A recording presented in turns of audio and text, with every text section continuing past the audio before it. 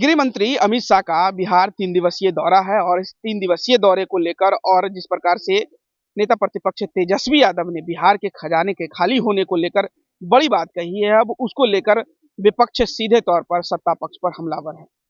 बात करें भाकपा माले के विधायक है संदीप सौरभ की या फिर एआईएमआईएम के विधायक अख्तरुल इमान, इन दोनों ने इस मुद्दे को लेकर बड़ी बातें कही है।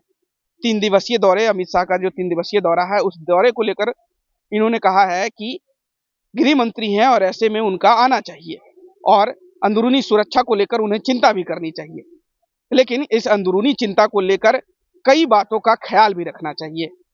जैसे अख्तरुल इमान ने उन्होंने कहा कि एक समय था जब देश का बंटवारा हो रहा था तो हमारे पूर्वजों ने भारत को चुनना पसंद किया, जबकि वो चाहते तो किसी अन्य देश में भी जा सकते थे। और ऐसे में इस चीज का ख्याल भी अमित शाह को रखना चाहिए, अंदरूनी सुरक्षा का भी ख्याल रखना चाहिए।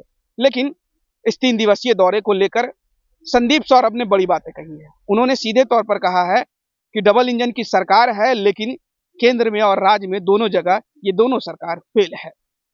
50% की ही राशि दे पाती है बिहार सरकार को, जबकि बिहार सरकार इस बजट सत्र के दरमियान भी कई बातें कर चुकी है और कई बातें कह चुकी है कि केंद्र से हमें पूरा समर्थन मिल रहा है, लेकिन वो समर्थन बिहार की धरती पर नहीं दिखती है।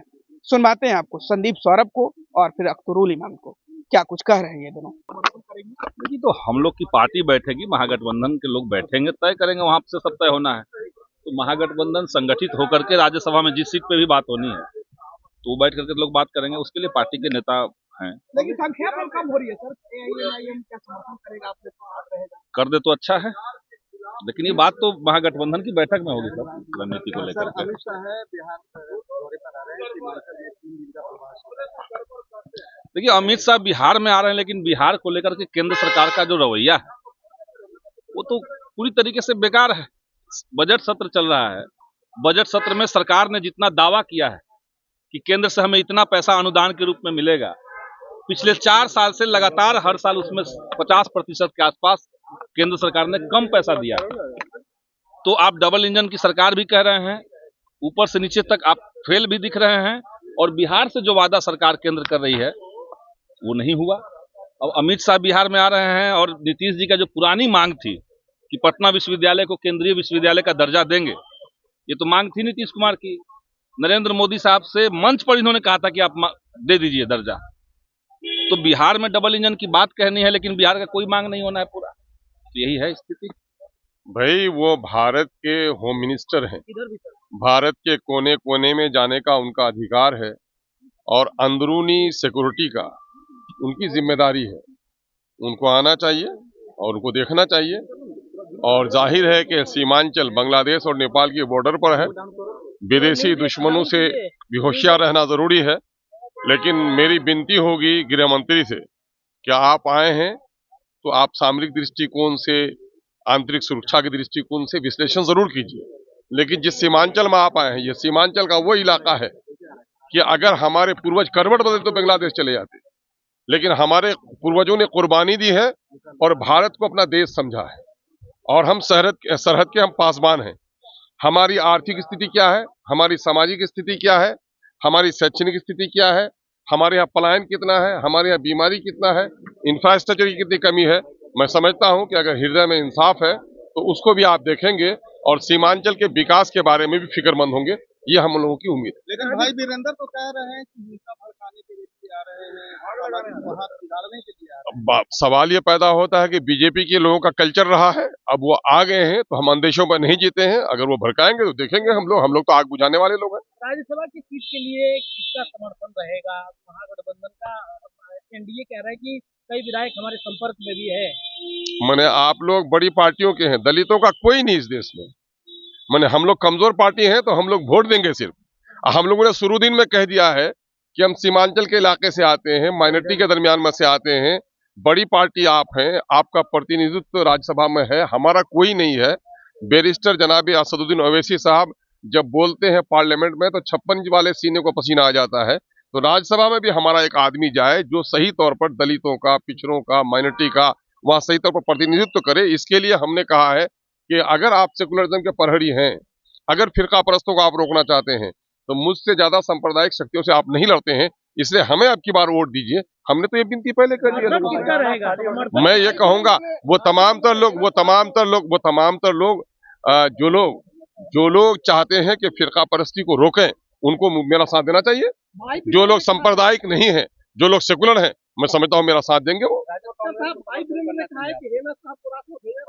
अरे भाई, तो वो आप भी किसी का नाम बोल दीजिएगा तो थोड़े मना किया जा सकता है, लेकिन कौन आदमी उसके लिए एम्पावर है पार्टी का, वो न तय करेगा। तेजस्वी यादव कह रहे हैं कि बिहार का खजाना खाली हो गया, आपको क्या लग रहा है? बिहार का खजाना ही खाली हो गया है, बिहार दिवालिया हो गया है।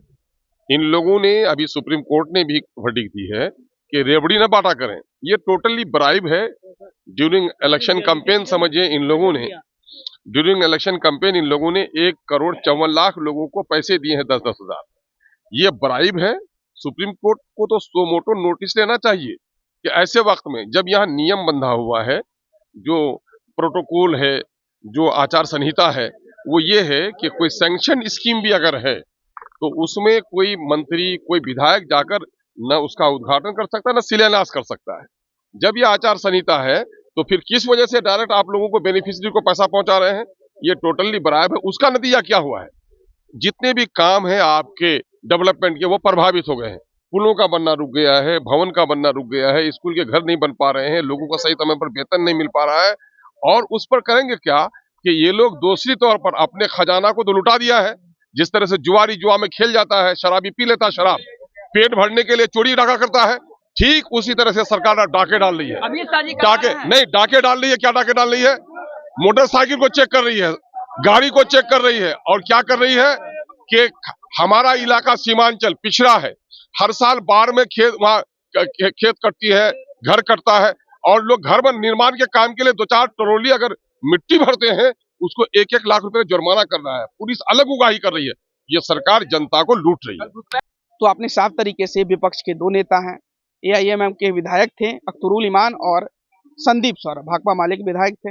इन दोनों ने बिहार के खजाने खाली को लेकर और फिर जिस तरीके से राज्यसभा के चुनाव होने हैं, उस चुनाव को लेकर इन दोनों ने कहीं ना कहीं राज्यसभा चुनाव को लेकर राजद की तरफ से जो आरोप लगाए जा रहे हैं कि एआईएमआईएम का समर्थन मिलेगा, लेकिन वहीं एआईएमआईएम की तरफ से भी राजद के समर्थन की बातें कही जा रही है। और कहीं ना कहीं ये जो बातें चल रही है तो उसमें एआईएम के विधायक हैं, उन्होंने सीधे तौर पर कहा कि राजद हमें समर्थन करेगी तो ज्यादा अच्छा रहेगा, लेकिन वहीं राजद की तरफ से या फिर महागठबंधन की तरफ से भी एआईएमआईएम के समर्थन की बात कही जा रही है। अब देखना होगा कि आने वाले चंद कुछ समय में राज्यसभा के चुनाव होने हैं और ऐसे में कौन सी पार्टी कितने सीटों के साथ दावेदारी करती है। हालांकि बीजेपी की तरफ से या फिर एनडीए की तरफ से कह सकते हैं 4 सीटों का कंफर्म होना तो तय है, 1 सीटों पर कहीं ना कहीं बिहार में घमासान मचा हुआ है। अब ये घमासान किस मोड़ पर बिहार को ले जाती है, देखना ये दिलचस्प होगा। प्लेनेट पहाड़ के लिए पटना से शिव की रिपोर्ट।